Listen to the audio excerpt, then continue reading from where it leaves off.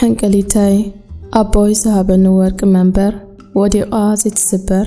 ሞይታ ዘይትቕበር ፍለጡለይ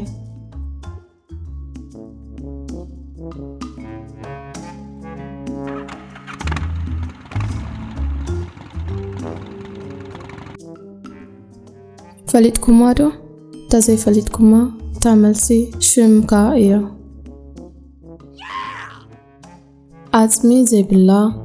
ዓጽሚ ሰብ እትሰብር ፍለጡለይ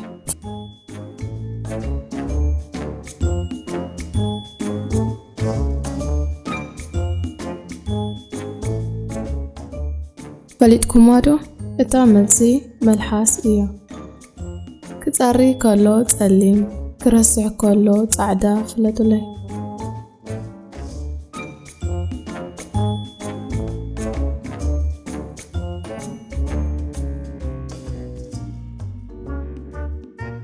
ፈሊጥኩማ ዶ እታ መልሲ ሰሌዳ እዩ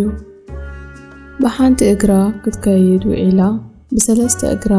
ደው ትብል ፍለጡለይ